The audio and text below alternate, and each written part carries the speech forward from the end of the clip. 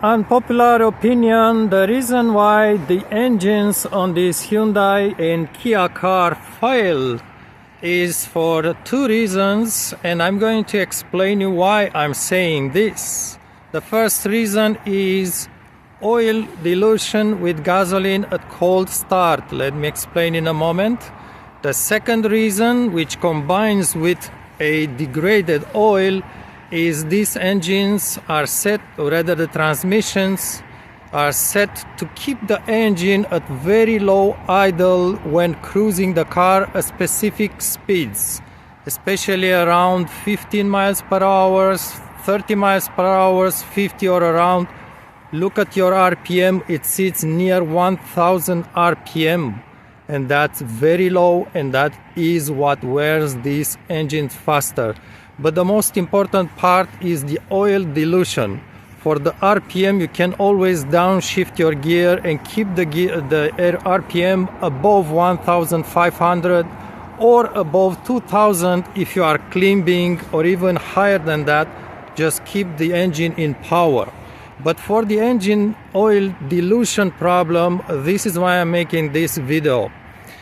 I'm not going to explain to you how I came to this conclusion, but ask me in the comment section and I'll tell you the details. But there is actually a way to stop this oil dilution. Let me just quickly explain to you why I think this happens. Only on cold start, so only when the car has sat at least 8-10 hours. Only then, when you start the engine, there is an extra amount of gasoline injected with the air, mixed with the air, and that gasoline does not burn and coat inside the cylinder. And the reason for this, I believe, is for Hyundai to get rid of those carbon deposits on the intake valves on the GDI engines. So I don't want to go too far into this explanation. I did a test, and you can do that test too. I don't know if this dilution happens at any weather temperatures. So maybe if the weather is above 75 Fahrenheit or above 20-25 Celsius, maybe that doesn't happen. But I'm pretty sure at temperatures under 60-65 Fahrenheit, weather I speak, or colder, there is this extra amount of gasoline which doesn't burn, and because it's coating the walls of the cylinder and also try to kind of clean that carbon deposits, that gasoline then slides past the piston rings, mixes with your oil, and obviously after a while the oil gets degraded. So when you run with oil, degraded oil, which is no longer properly lubricating the connection rod bearings, when you couple this with low RPM, 1000 RPM cruising, city speeds, depends, sometimes secondary road speeds, you drive the car at 1000 RPM or 1200 for 1 hour or so, those two factors, oil diluted and low RPM combined, they start to wear engines.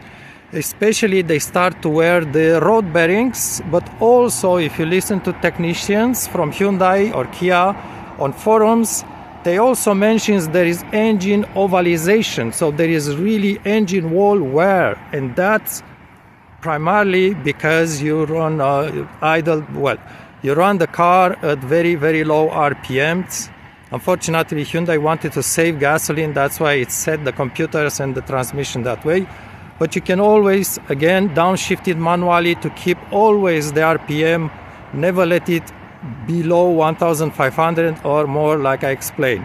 Now, there is a way, in my opinion, to stop that oil dilution. So this is, if you want, my second important point in this video.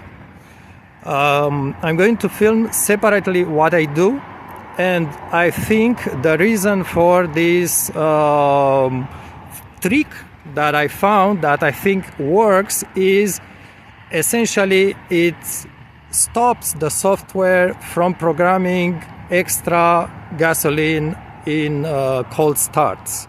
So perhaps there is a reason. That's what I've done for maybe more than 1 year now. I'm going to film it separately.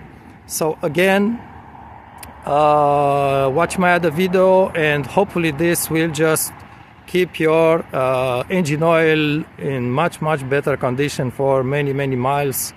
Also, if you want, just a trick, right? If you don't believe this oil dilution problem, drive your car, and maybe when you are ready to change your oil, so maybe, I don't know, 5,000 miles or more, drive the engine, warm it up, and then rev the engine to 5,000 RPM or 6,000 RPM. Rev it, it doesn't have, just in a parking lot, right? And listen to the engine sound. And then go ahead, change the oil, and then rev again the engine at 5 or 6,000 RPM and listen again to the sound. You will see right away if the sound with the degraded oil, it's much rougher than the sound of the engine with fresh oil. That's just a quick trick for you to check if your engine oil got degraded. But anyhow, let's just follow up with the sequence that I do to stop the software from injecting the extra gasoline at cold starts. Cold starts, I mean summer, winter, doesn't mean just winter. Cold start is just that the engine has sat for at least 8 to 10 hours. And then look in the comment section, and hopefully I'm going to perhaps link in this video a list with questions and answers. Otherwise, just look in the comment section, ask me questions. And yes, I'm aware about the Hyundai excuse that some engines got oil shavings from the factory. My opinion on this, that was possibly happened with a few cars on the assembly line, but that never did explain why the engines kept failing even in cars manufactured way after the date with that manufacturing problem. So I think Hyundai used that as an excuse. They did not disclaim that they introduced this engine extra gasoline at cold starts. And again, the reason I believe they modified the software, the ECM for the cars to inject extra gasoline on cold starts is to get rid of the carbon deposits on the GDI engines that didn't have an extra injector like they introduced after 2020. So again, the carbon deposit is not the cause for this extra fuel injection that's diluting the oil. The extra fuel injection was introduced later when Hyundai noticed the engine build up carbon deposit. And if you do I will call it the software stop that I do to prevent the extra fuel injection, then you need to know that your engine may start building up carbon deposits. Again, logically, if you don't do that engine gasoline soaking at cold starts, your engine will build up carbon deposits. However, there is also a way to prevent the carbon deposit buildup if you no longer inject extra gasoline at cold starts, and that is to drive your car at 3,000 RPM for maybe 2-3 minutes every month or so. That will burn carbon deposits in your car. So you need to go with your car maybe on highway, or maybe just downshift and keep the engine at 3,000 RPM when you have a fresh oil especially, and that should get rid of carbon deposits. So that's what I do as well now that I no longer let the engine to inject extra gasoline at cold start. So watch the rest of the video and check the comment section. This is how I stop the software from injecting extra fuel at each cold start. So after the car sat for about 8-10 hours at least, summer, winter. So basically I just step in the car, turn it to accessories. The same if you have K, just turn it to accessories, let it lit, and then I'll just power up and start a timer. 35 seconds. Usually actually I would simply just count on this. I don't keep the... And what you see is that after 30 seconds, 30, the needle will slightly drop. So this is the first warm-up. I'll explain more in the comments and also maybe later in the video. I wait 35 seconds, that's 30 seconds plus 5 safety seconds to make sure. Now it starts dropping, and it has dropped. So now it's 30 seconds, and then I turn it off.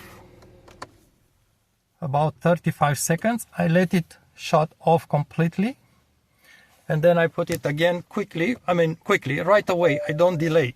Accessory, let it power up fully, fire up, and drive the car. So I will just explain later in the video why I'm doing this and why I think this is cutting. It's disabled that part of the software that's injecting extra gasoline at cold starts. Perhaps a quick explanation what this restart is doing on the software. So the ECU, the computer of the car, is programmed with softwares, code lines. And what I think is doing is that when you have a cold start, you just had that 30 seconds kind of high idle warm up, and when that 30 seconds ends, the computer is starting a new code line, and in that code line there is this extra fuel injection. Now when you stop the engine right after that warm up 30 seconds, I put 5 seconds just to be sure I don't cut short that 30 seconds, right? So 35 seconds.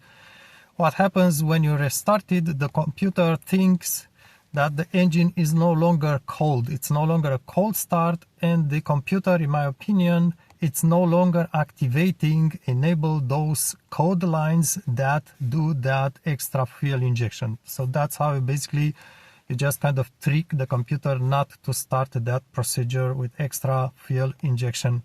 Now there is a way to, because obviously you are going to ask the first question, I guess, how are you sure about what you are talking about that extra fuel injection, about disabling each cold starts. So there is a way to actually measure that there is an extra fuel injection simply by measuring the MPG, the fuel consumption of the car.